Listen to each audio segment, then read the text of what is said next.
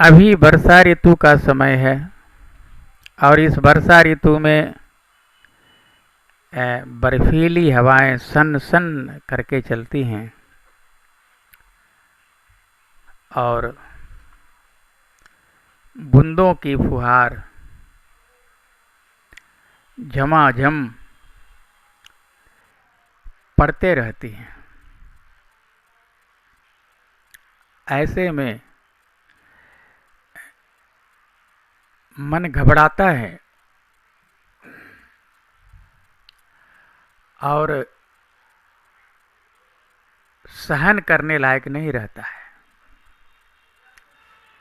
अकेले हों तो घबराहट और भी बढ़ जाती है और यदि प्रीतम प्रदेश में हो तब तो उस स्थिति में विरह व्याप्त हो जाती है, तन बदन कांपने लगता है।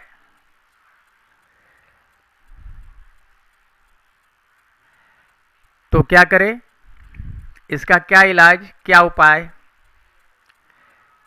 बोले यदि प्रीतम प्राण प्यारे झलक दिखला दें, दर्शन दे दें, तो फिर न कोई विरह रहती है, न तन बदन कांपता है, न अकेले रहने का कोई मलाल होता है और न तो मन घबराता है।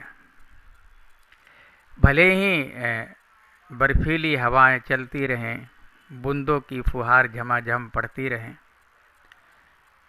कोई फर्क नहीं पड़ता है। जीव रूप में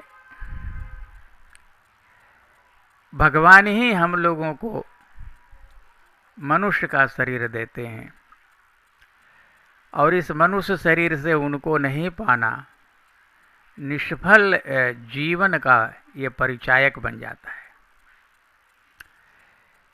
वही भगवान कुंभकार बन करके नर्तन गढ़ते हैं और थापी मार मार करके अपने लायक बनाते हैं। ऐसे भगवान का कोई ओरीन चराचर में कोई कैसे हो सकता है?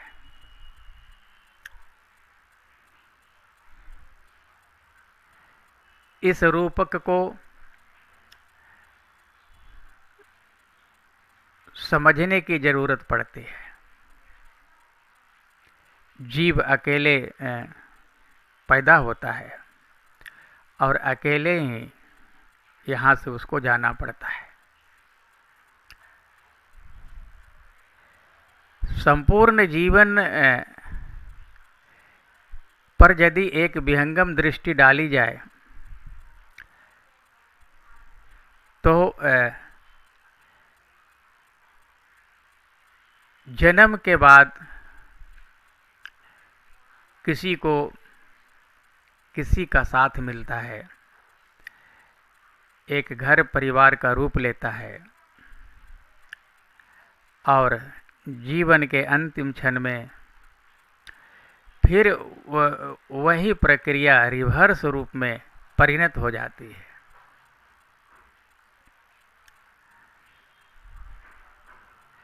तो बीच का काल,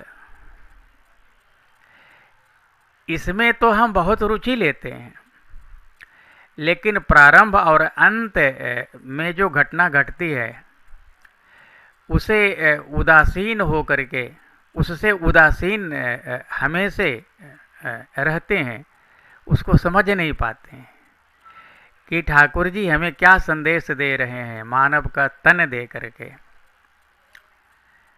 और परिणाम ये होता है कि हम जिस काम के लिए आते हैं, तुमको न पाना, भगवान को पाने के लिए जो ये शरीर मिलता है, और नहीं पा करके बिना पाए हुए ही निष्फल जीवन बिता करके चले जाते हैं। ठाकुर जी के इसी संकेत को हम नहीं समझ पाते हैं और न समझने के कारण हमें निरंतर आवागमन की प्रक्रिया में फंस करके 84 लाख योनियों में भटकना पड़ता है। यदि भजन करके हम इस प्रक्रिया को तोड़ दें और आने जाने के आवागमन के स्वरूप को नष्ट कर दें, तो यही हमारा जीवन भगवान के लायक बन जाता है और हम ठाकुर जी तक पहुँचने में सफल हो जाते हैं। धन्यवाद।